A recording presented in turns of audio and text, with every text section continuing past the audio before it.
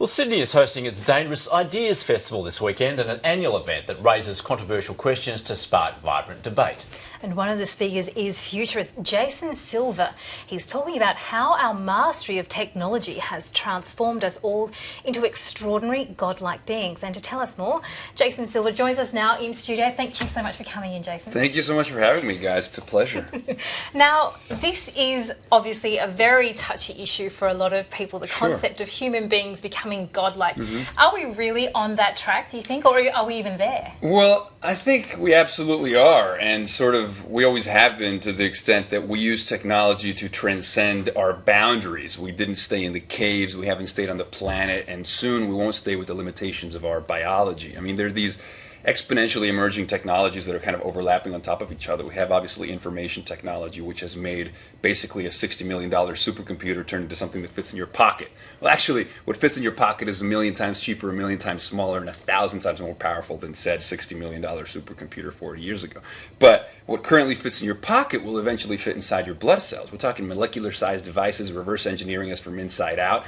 We also have biology becoming an information technology. This is really exciting because now, by mastering the information processes of biology, and just to show you the rate of change that this is happening at, gene sequencing right now, the rate at which we do that is going 3 times faster than Moore's Law. Moore's Law is, of course, the rate of change of information technology. So biotechnology is going faster than that. And then, of course, nanotechnology, manipulating matter at the level of the atom. So these 3 overlapping revolutions point to an event horizon that's going to change everything. Which is what you're talking about, the singularity. Yes, absolutely. So does this essentially mean it will be in full control of our own destiny? Yes, absolutely. I think it's almost as if, we as an evolutionary process, as sort of the cutting edge of evolution, have woken up, right? So we have decommissioned natural selection, as Edward O. Wilson says, and now we must look deep within ourselves and decide what we wish to become. It's like there's somebody in the driver's seat of evolution now. And I think that's really exciting because it kind of echoes these ideas that a lot of these philosophers have been saying for a while. For example, Stuart Brand, who used to say we are as gods and might as well get good at it. Or Alan Harrington, who says we must never forget that we are cosmic revolutionaries, not stooges conscripted to advance a natural order that kills everyone. So I think that this is not unnatural, this is not going against nature because we are of nature. We are just evolution evolving its own evolvability. And what we do is transcend all previous limits. That's what it is to be human. But as Miriam mentioned at the start, this is no doubt controversial, particularly for those who have a faith.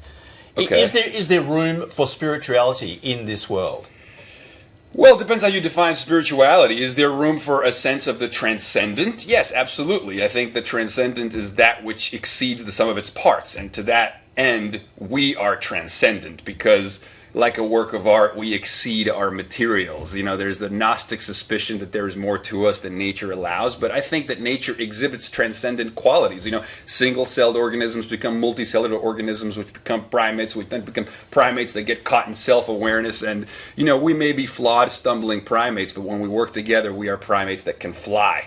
And so, to me, I don't think there's really a contradiction between a sense of spirituality and a sense that there's this kind of impending possibility for us. Well, in terms of that impending possibility, how do we know that this will actually turn out for us? And I have another question in terms of the idea of us becoming gods.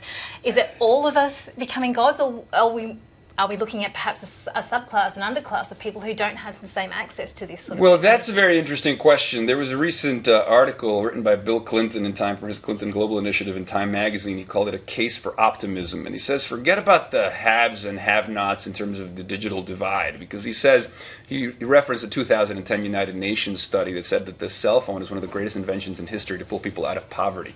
So, at first technology may be expensive and inaccessible, but that's when it doesn't work very well. Eventually it gets much better and becomes much more ubiquitous, much more affordable. I mean, the cell phone is being used for mobile banking in places like Haiti, where people without bank accounts can now trade money using their mobile phones. Mobile health initiatives are happening in Africa. People can send health information through their mobile phones. So I think increasingly this technology is empowering everybody.